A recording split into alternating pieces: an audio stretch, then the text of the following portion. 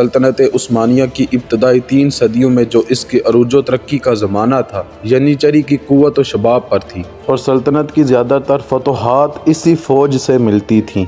जो लड़के इस फ़ौज के लिए मुंतखब किए जाते थे, पहले उन्हें ऐसे माहौल में रखा जाता था कि वह खुद ब खुद इस्लाम की तरफ माइल होते जाएं। इस्लाम कबूल करने के बाद उन्हें सुल्तान की ख़ास निगरानी में आला तालीम दी जाती थी। इनकी फ़ौजी तरबियत में हद दर्जा सख्ती बरती जाती थी, जिसका नतीजा ये निकला कि वो हर किस्म की शिदायत को आसानी से बर्दाश्त कर लेते थे। अपने वालिदैन, वतन और मजहब से छूटने के बाद इनकी तमाम उम्मीदें सुल्तान की इताअत, दौलत उस्मानिया की खिदमत और इस्लाम की हमायत से वाबस्ता हो जाती थीं और यही इनकी ज़िंदगी का नस्बुल ऐन था।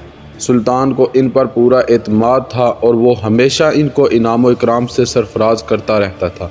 यनीचरी के बाद अलाउद्दीन बे ने दूसरी फ़ौजों की तंजीम शुरू की। अब तक क़यादों की मुस्तकिल फ़ौज को तनख्वाहें दी जाती थीं, लेकिन इस ख्याल से कि इनको मफतूहा इलाकों की हिफाजत से एक ख़ास वाबस्तगी पैदा हो जाए, अलाउद्दीन बे ने अब तनख्वाह के बजाय इन्हें जागीरें दे दी थी और फ़ौजी खिदमत के अलावा इन जागीरों से मुत्तसिल सड़कों की मरम्मत भी इनके फ़राइज़ में दाखिल कर दी।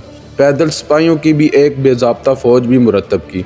इसको ना तो यनीचरी की तरह तनख्वाहें मिलती थीं और ना प्यादों की तरह जागीरें। मैदान जंग में सबसे आगे इन ही का दस्ता होता था और दुश्मन के पहले हमले का दिफा भी यही करते थे। जब इनसे मुकाबला करने के लिए दूसरी फ़ौज कमज़ोर हो जाती या मैदान छोड़कर भागने लगती तो इन्हें अपनी फतह का यकीन होने लगता। उसी वक्त फ़ौरन यनीचरी की फ़ौज उनके सामने नमूदार होती और जंग का सारा नक्शा देखते देखते बदल जाता। प्यादों की तरह सवारों को भी 2 तरह तकसीम किया जाता, बाज़ाब्ता और बेज़ाब्ता। मुस्तकिल तनख्वाहदार सवार 4 दस्तों में तकसीम किए गए थे। इनकी तादाद इब्तदा में 2400 थी, लेकिन सुल्तान आज़म के दौर में 4000 तक पहुंच गई थी। वो सुल्तान के दाएं और बाएं चला करते थे और जंग में इसके मुहाफिज दस्ते का काम देते थे। इसी तरह अलाउद्दीन बे ने सिक्का, लिबास और फौज का एक निज़ाम कायम कर दिया था।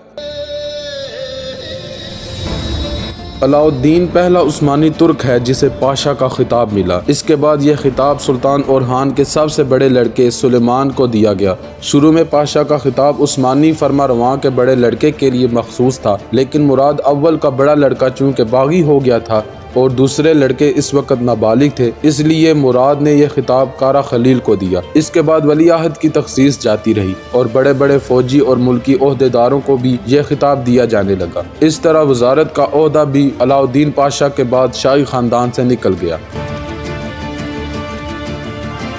सुल्तान ओरहान ने अपनी हुकूमत के पहले ही साल 1326 सदी ईस्वी में नाइकोमीडिया पर कब्जा कर लिया। बोरसा चंद महीने कबल फतह हो चुका था। सल्तनत बाज़ंतीनी के एशियाई मकबूजात में अब सिर्फ एक ही बड़ा शहर नाइसिया रह गया था, जो अपनी अजमत और अहमियत के एतबार से कुस्तुनतुनिया से दूसरे नंबर पर था। सुल्तान ओरहान ने इसका भी मुहासरा शुरू किया और 1330 सदी ईस्वी में इसे फतह करके अपनी सल्तनत में शामिल कर लिया।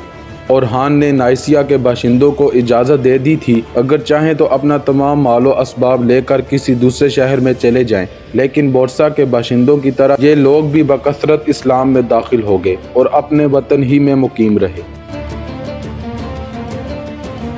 1333 सदी ईस्वी में तुर्क रियासत कराची के अमीर ने इंतकाल किया। इसके बड़े लड़के ने तख्त पर कब्जा करके अपने छोटे भाई को कत्ल करा दिया। सुल्तान ओरहान छोटे लड़के का तरफदार था।